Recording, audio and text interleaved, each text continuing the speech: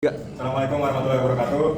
Kami di sini ingin mempresentasikan tentang proyek kami mata kuliah manajemen produksi tanaman, rancangan sistem manajemen produksi tanaman berkelanjutan. Studi kasus komoditas kelapa, komposisi PKL, PT Perkebunan Kelapa Yampal.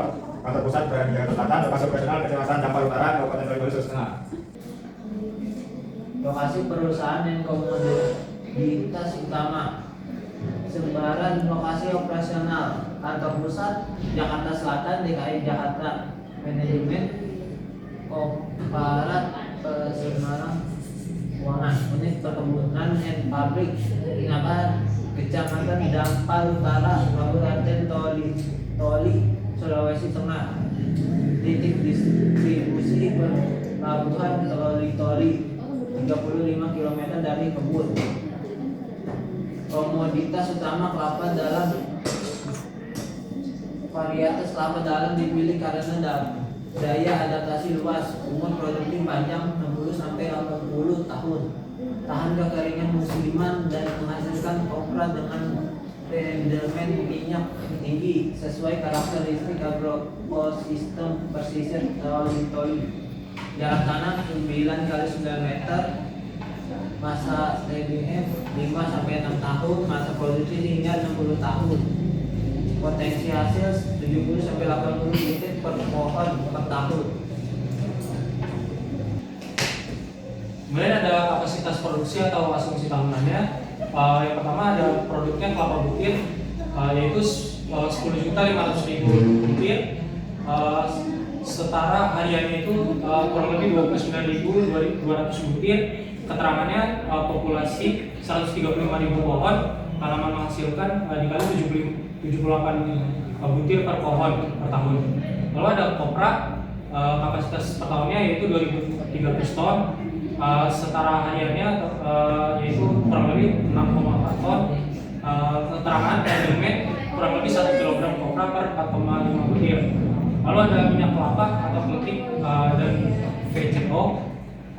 Kapasitas per tahunnya ada 500 ton, setara hariannya kurang lebih 1,4 ton. Keterangannya rendemen minyak 60-65% dari kopra terpilih. Lalu ada produknya sabut, kapasitas per tahunnya 800 ton, setara hariannya kurang lebih 2,2 ton dari pengolahan sabut hasil samping. Tempurung atau arang dan arang aktif, kapasitas per tahunnya ada 600 ton, setara hariannya yaitu kurang lebih 1,7 ton.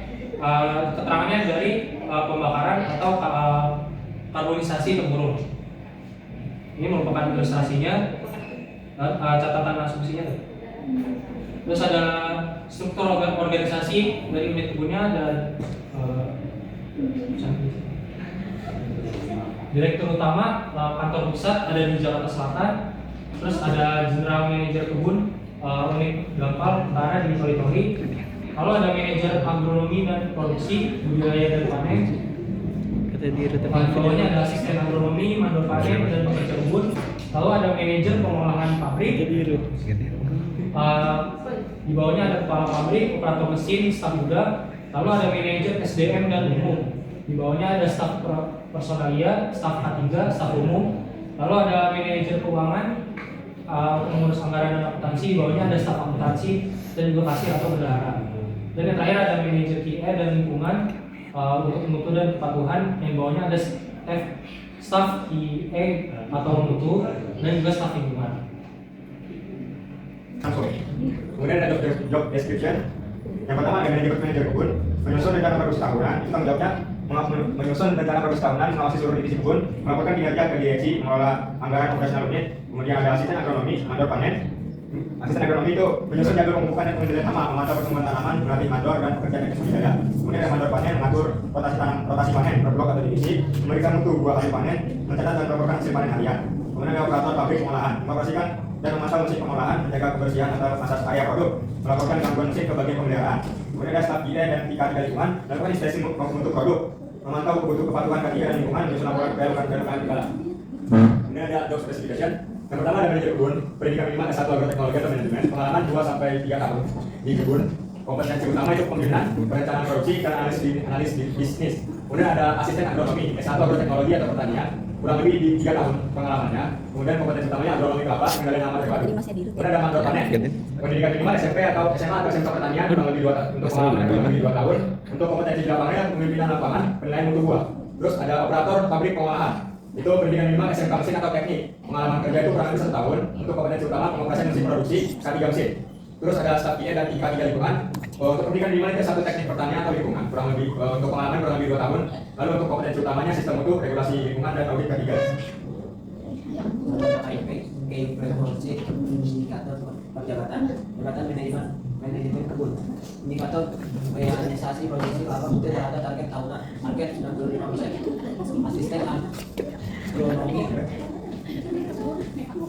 Asisten agronomi tingkat serangan hama atau penyakit daerah persintangan, target 5% populasi. Mandor panen, ketepatan rotasi panen siklus 30 sampai 25 hari per blok, target 90% blok tepat waktu. Operator pabrik pengolahan time mesin akibat kelalaian operator 3% jam kerja. Tapi dan K3 lingkungan, zero kecelakaan kerja berat atau terbahas sih menurut saya. UPR 100% Kagak boleh cuy. Analisis lokasi alternatif lokasi. Meskipun menjadi kebun sistem dalam beroperasi di dalam utara, itu aja lokasi tetap dilakukan sebagai simulasi metode pengambilan keputusan target. Dan itu bagi rencana ekspansi kebun atau pembangunan pabrik menanam baru, kecamatan Damai Utara, Kabupaten Koli-Koli. Lokasi existing kebun struktur dan tenaga kerja dan kota Pelabuhan Koli-Koli. B. Kabupaten Parigi, Motor, Sultan. Lahan luas tersedia berlimat sesuai nama akses jalan pelabuhan dan jauh. Kabupaten Luhur Timur dan Pusat. Waktu itu pelabuhan lebih baik harga lahan lebih tinggi jarak dari kantor pusat jauh. Maka yang diperlukan adalah seleksi lokasi sesuai yang berlimat ketersediaan dan harga lahan akses mobilitas pelabuhan ketersediaan tenaga rampung jalan dan sumber air, dukungan pemerintah daerah. Kemudian ada analisis faktor rating. Faktor pertama yaitu kesesuaian agroklimat. Bobotnya 0,2, skornya A di Jakarta Utara, skor B di Perigi Mutong, skor C di Luhut Timur. Di Perigi Mutong tadi 85, di Luhut Timur 80, nilai A 18,0, nilai B 17,0 dan nilai C 16,0. Lalu ketersediaan dan harga lahan.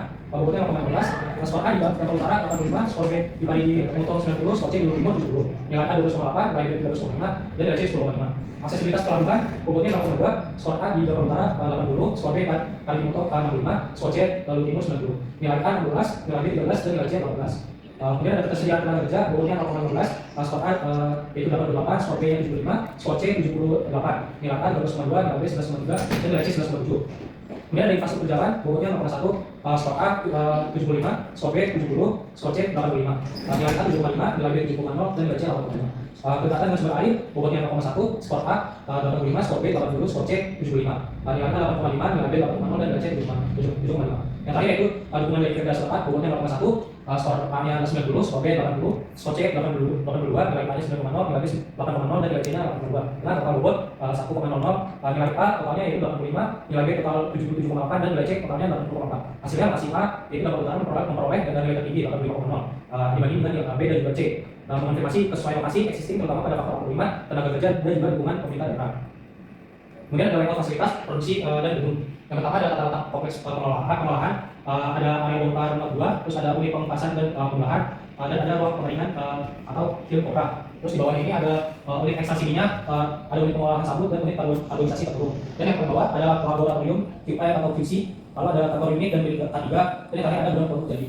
Lalu materialnya mengikuti garis lurus atau straight line flow dari area bongkar muat menuju unit proses, meminimalkan jarak angkut dan risiko kontaminasi silang. Lalu ada tata letak produk jadinya, jadi ada zona A yaitu kopra, zona B yang apa, dan zona C sabut dan kopi. Lalu di bawahnya ada zona D untuk area tempurung, lalu selanjutnya ada area pengemasan dan juga ada dermaga atau loadingnya. Prinsip FD, FO atau first in first out diterapkan pada seluruh zona penyimpanan dengan jalur forklift selebar 25 meter memisahkan tiap zona untuk memudahkan bongkar muat menuju dermaga. Kita ada BEP Kopra, asumsi dan rumus perhitungan itu biaya tetap per tahun itu ada 4,5 miliar. Kemudian ada biaya variabel untuk per kilogram kopra itu 3.500. Terus harga jual kopra itu per kilogramnya itu 6.500. Terus ada margin kontribusi PVC itu ada 3.000 per kilogram. BEP unit sama dengan FC plus margin kontribusi itu ada 4,5 miliar tambah 3.000 yang sama dengan 1,5. Jadi 1,5 ton kopra per tahun. BEP rupiahnya itu 1,5 juta dikali 6.500 sama dengan 9,750 juta per tahun. Berikut ada tabelnya. Lanjut. Analisis atau gravity. Analisis ini menyatakan lokasi titik optimal pabrik pengelolaan berdasarkan volume simpanan tiap blok kebun dan jarak ke pelabuhan pengiriman guna menggunakan total biaya transportasi. Pertama titik A, titik blok kebun A, divisi 1, koordinat 2, koordinat X 2, koordinat Y 5. Pokoknya untuk analisis gravity itu berikut ini pelabuhannya, ini blok B, blok A, dan blok C. Lanjut. Checklist inspeksi environment OEE. Contoh, item pemeriksaan suhu ruang pengering standar 60 sampai 70 derajat Celcius. Kondisi oke, catatan sesuai standar. Kebersihan ruang pengering bebas kotoran atau sisa. Kondisi oke, catatan minus. Kondisi blower atau kipas berfungsi normal, perlu dicek. Bunyi tidak normal. Kebocoran asap atau panas, tidak ada kebocoran. Kondisi oke. Kemudian OEE nilai OEE 71,3% berada di atas rata-rata industri umum 60%, namun masih di bawah standar kelas dunia world class 85%. Perbaikan diarahkan pada peningkatan performance rate melalui pengukuran waktu siklus non produktif. Perhitungan OEE mesin pengering kompres waktu produksi terjadwal 480 menit, downtime 48 menit, waktu operasi aktual 432 menit. Availability sama dengan 432 bagi 480 sama dengan 90%. Waktu siklus ideal 2 menit per kilo, jumlah diproses 180 kilo. Performa 2 kali 180 bagi 432 sama dengan 83,3%. Jumlah baik dengan catatan 171 kg. Kualiti sama dengan 171 per dibagi 180 sama dengan 95%. OEE aggregate kali performa and quality sama dengan 0,90 kali 0,633 kali 4,95 sama dengan 71,3%. Prinsip dimakai mengumpulkan PHT pestisida. Prinsip dimakai mengumpulkan tepat jenis NPK majemuk plus gliserit plus borate sesuai hasil analisis daun dan tanah. Tepat dosis 2 kg NPK per pohon per tahun dibagi 2. Aplikasi awal dan akhir hujan. Tepat waktu aplikasi awal musim hujan Oktober sampai November dan akhir Maret sampai April. Tepat cara dilakukan meningkat sejauh proyeksi kayu. Piringan ditutup tanah tepat tempat disesuaikan topografi dan tingkat kesuburan tiap blok kebun. Pengendalian nama terpadu, monitoring rutin nama utama kebun dan tanduk, lubang tanduk, kawaun, logistima dan sesapa. Pengatatan agen hayati, jamur, metal, zikiu, anisopliae, and parasitoid. Perangkap feromo untuk memantau dan penangkan populasi lubang. Sanitasi kebun bermusnahan dapat perkembangbiakan aman. Pestisida ini digunakan sebagai opsi terakhir hanya saat populasi yang melewati alam ekonomi. Kemudian ada konservasi keberlanjutan dari sungai lingkungan. Yang pertama konservasi tanah dan air, yaitu pembuatan rondak atau lubang resapan, teras kontur di lahan miring, tanaman penutup tanah atau sisi, musa sebut atau daun, dan embung penampung air hujan. Kemudian ada pertanian berkelanjutan, yaitu menyeimbangkan aspek ekologi, ekonomi, dan sosial. Tumpang sari kelapa dengan kakao atau pisang untuk diversifikasi hasil dan konservasi tanah. Kemudian ada ekonomi sekular. Prinsip zero waste, yaitu seluruh bagian pohon atau daging, air, sabut, tempurung, daun dimanfaatkan menjadi produk bernilai. Limbah organik dikomposkan kembali ke kebun. Instrumen lingkungan, yaitu dengan wajib UKL, PL, skalasi 500 hektar di bawah ambang wajib AMDAL dibuatkan, mendukung sertifikasi ISO 14001 secara sukarela untuk sistem manajemen lingkungan. Dasar hukumnya yaitu Undang-Undang Nomor 39 Tahun 2014 tentang perkebunan, PP Nomor 22 Tahun 2021 tentang penyelenggaraan perlindungan dan pengelolaan lingkungan hidup, Peraturan Menteri LHK Nomor 4 Tahun 2021 tentang data usaha wajib AMDAL UKL, SPPL, ISO 14001 Tahun 2012.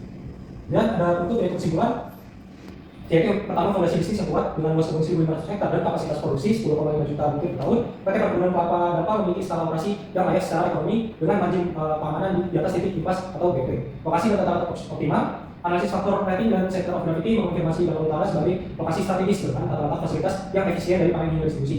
Kemudian ada berwawasan lingkungan, prinsip prinsip 5T, pembukaan, PHP, ekonomi sirkular, dan kepatuhan KUPL menjadikan model produksi ini selaras dengan prinsip pertanian berkelanjutan. Dan ada SDM transaksi sistematis, struktur organisasi, job description, job specification, dan KPI yang terukur. Diperkuat dengan pendekatan job enrichment, mendukung produktivitas dan kelanjutan tenaga kerja kebun. Dan terakhir ada pemeliharaan yang terjadwal, kombinasi preventif dan korektif maintenance dengan OEE-nya 71,3%, menunjukkan kinerja peralatan di atas rata industri dengan dua perbaikan berkelanjutan. Sistem manajemen produksi yang terintegrasi dan perencanaan pekerjaan atau letak pemeliharaan hingga pengelolaan lingkungan menjadi kunci daya saing dan kelanjutan usaha perkebunan kelapa PT Perkebunan Kelapa Dapa. Ini kemudian ada referensi atau data pusaka yang kami jadikan acuan untuk membuat PowerPoint ini. Sekian presentasi dari kami. Kurang lebih mohon maaf bila itu terjadi. Wassalamualaikum warahmatullahi wabarakatuh.